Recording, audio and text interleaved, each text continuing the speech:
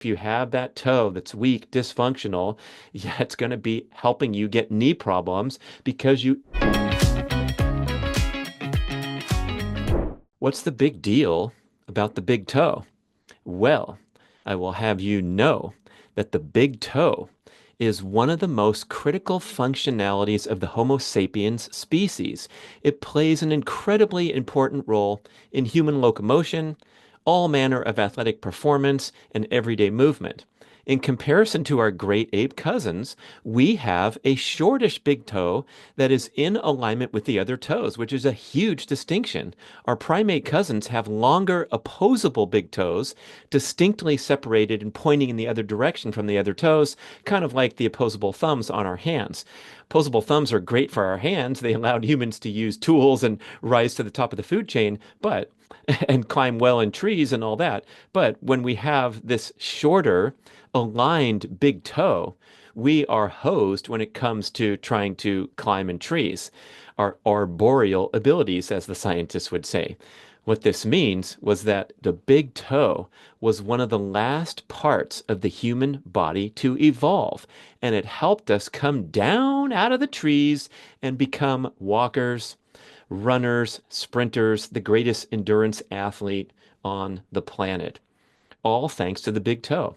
In order to function properly, the big toe must be able to move dynamically through multiple planes of motion independently from other toes. This means that any shoe that encases all the toes into a single box, even a wide toe box, is inhibiting the functionality of the big toe. It's as simple as this. Shoes cause our big toes to become weak, rigid, and atrophied.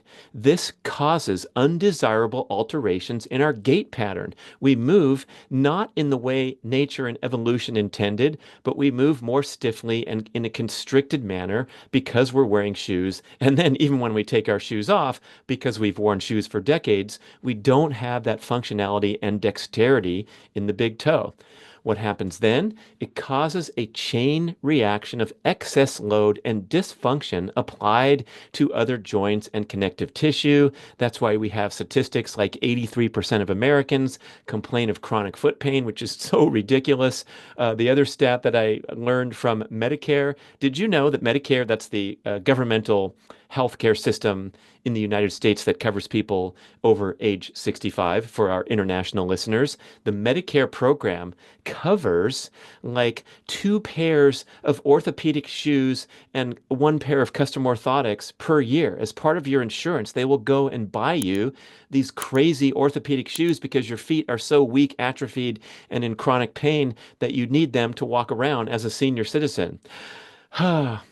Anyway, uh, if you don't have this current chronic pain yet, or you don't have acute discomfort in your big toe, you might be unaware of the severity of what shoes are doing to your big toe functionality. So I want you to learn more about it, acknowledge this, and I'm going to have you assign you a little big toe test, which you will probably be surprised how poorly you perform at. I was very surprised to discover the lack of dexterity in my big toe. That's right. I can't sign any checks or write any notes with my foot, which some people can.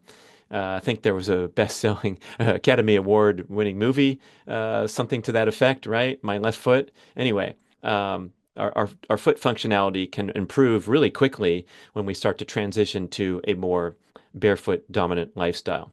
So, uh, when your big toe becomes weak and unstable and dysfunctional after a lifetime in shoes, what happens is your balance is compromised. And that is a big deal, especially as we age. You've probably heard me recite the shocking statistic that the number one cause of demise among Americans over age 65 is falling and related consequences. According to the website healthinaging.org, 18 to 33% of elderly people who fall and break a hip are dead within a year. Dr. Peter Attia, in his best-selling book Outlive, talks about a higher statistic. I think he said 38% of people who are over 65 and fall and break a hip are dead within 1 year. And that's because they become immobilized, they're bedridden, they get weak, they get atrophied, and it's not the fall was not the direct cause of their death, but perhaps they catch pneumonia and they can't cough up out of their lungs because they're too weak and immobile, and they die from whatever related cause. But the demise started with a simple fall because their balance was poor. On this note, as an aside, it's also important to maintain explosive power. The anaerobic muscle fibers are the things that are going to protect you from falling, because falling requires you to miss on that first step when you're trying to catch your balance. You're going to take missteps in life. They're going to happen here, there, everywhere. They might be on stairs, they might be on a rock, they might be off a curb. And that first chance to catch your balance is a fast twitch, anaerobic, explosive, single event activity.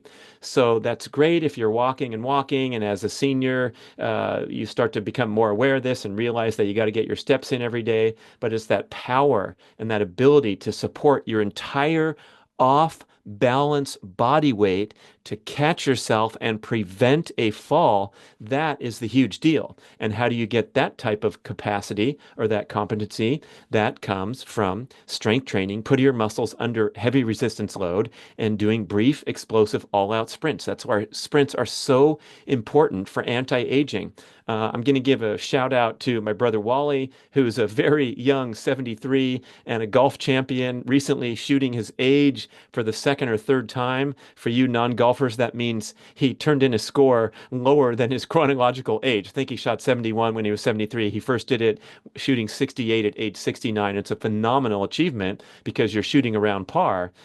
Par is usually 70, 71, or 72, and he's in his 70s. But we were helping move my mother to her new residence, and he was carrying some heavy furniture down our driveway and loading it up in the truck.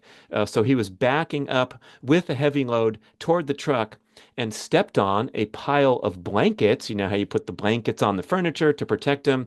He stepped on a pile of blankets and lost his balance, and he did a pirouette spin on the driveway and a couple of crazy side steps and caught his balance without falling.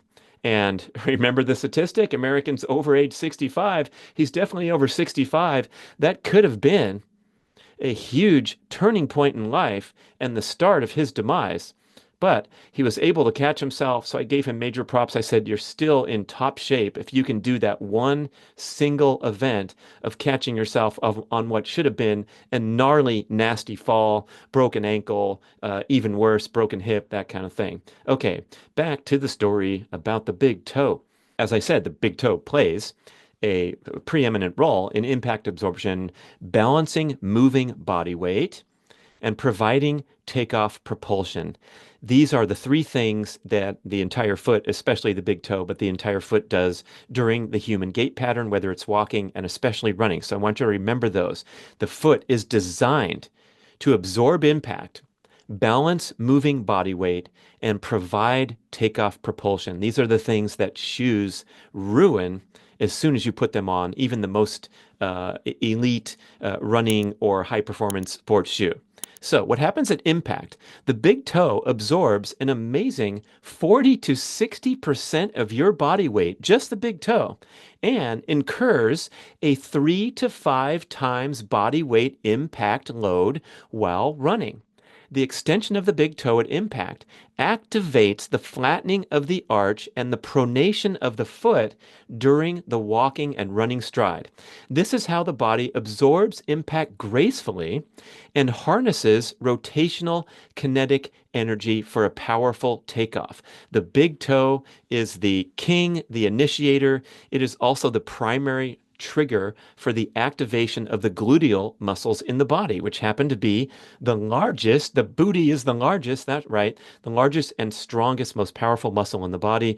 Extremely important for the human gait pattern, especially running, less so than walking. But when you have a dysfunctional toe or a toe pinched in with the other toes, you are not going to fire your glutes optimally. The extension of the big toe at impact activates the flattening of the arch and the pronation of the foot. So I'm saying that the big toe does this takeoff propulsion, balancing body weight. But of course, the arch, the Achilles tendon, the ankle, and the other joints throughout the lower body also participate and contribute. When the big toe dorsiflexes to initiate the takeoff phase of the stride, it creates tension that travels up the leg and into the glutes, allowing the glutes to engage and provide that power. This engagement is vitally important, and it's actually another distinguishing feature between us and our very slow moving, cumbersome running ape cousins because they typically don't have any gluteal muscles to speak of. So we have that forward facing, shortish big toe to help us push off, launch off, and then we fire those glutes. We also have a prominent Achilles tendon, which is super powerful and provides a lot of elastic spring-like energy, which the apes don't. Go to the zoo and watch the gorillas or the chimps waddling around their encampment, and you'll see the ridiculous difference.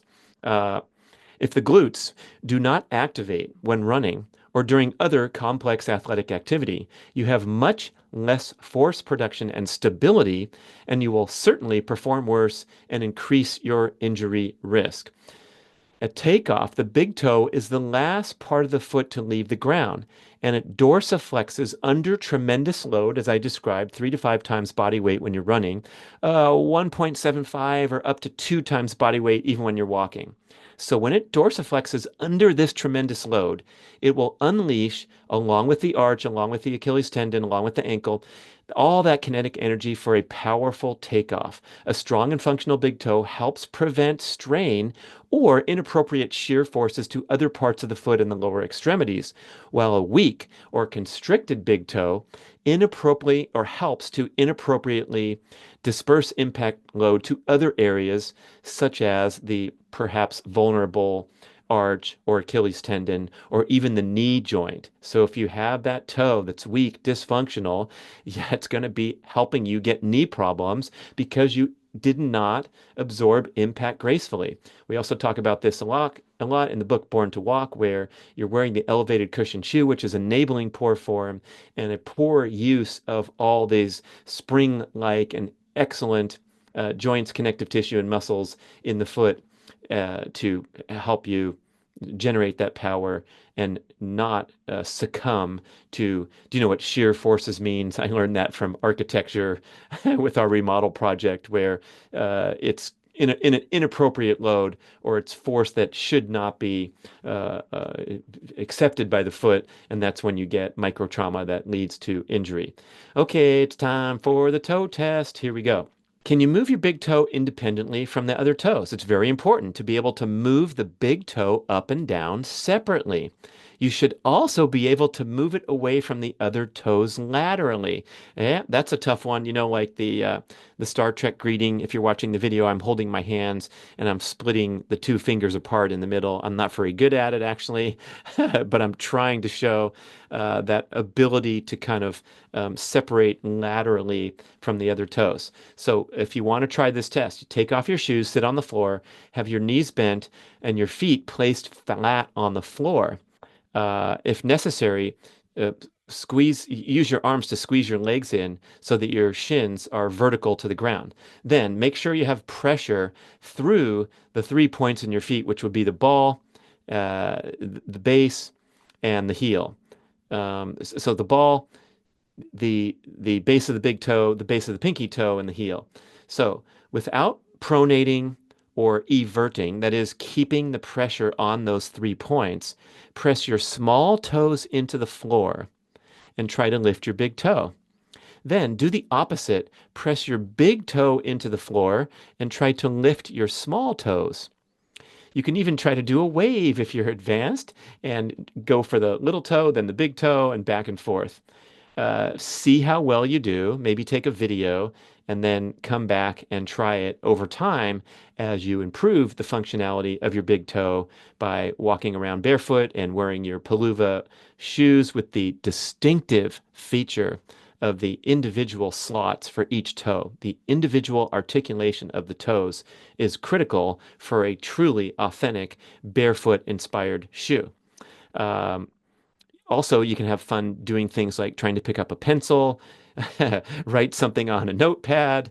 And what's going to happen perhaps in the beginning, I noticed with myself, is you might feel like your brain is sending a signal to move. Come on, big toe, rise up, but it's not quite happening. So, in a way to improve this is then you can go and use your hands to move that big toe while you are thinking and concentrating and trying to move the big toe. And that will kind of help you progress, keep working at it, keep practicing, but especially try to get as much time as possible in a barefoot style locomotion. So it's great. You can get the paluvas and start walking around. You don't have to use them for specialized high impact sporting activities and invite injury risk because you're not used to them. But you can certainly get them and start walking around and putting as many steps as you can in, and then progressing gradually and gently to do more complex fitness activities in a barefoot inspired manner. Some stuff you probably will never want to do or need to do in a Paluva or another minimalist type shoe.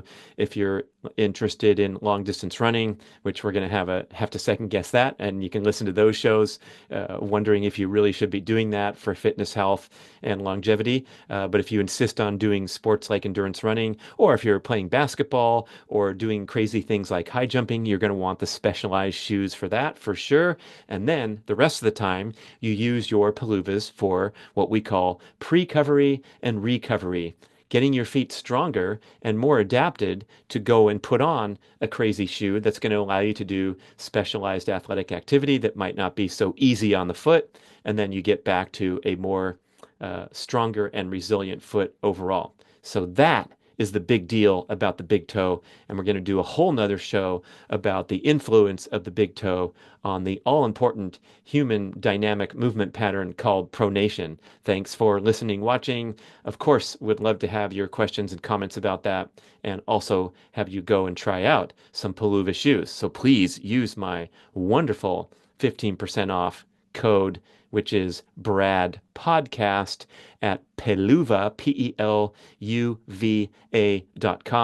I strongly recommend the Strand Lightweight Trainer for all manner of everyday movement and activity. You can wear them around to weddings and funerals, as Mark Sisson says, as well as shopping or general gym activity. And then we have the recent development of the Strand ATR, that stands for All Terrain, which is a more rugged, buffed up version of the Strand for things like hiking, even on the most rugged trails, or doing high impact gym activity. It's got a stronger last material and then a much more buffed up tread. So go and pick the shoes that you want.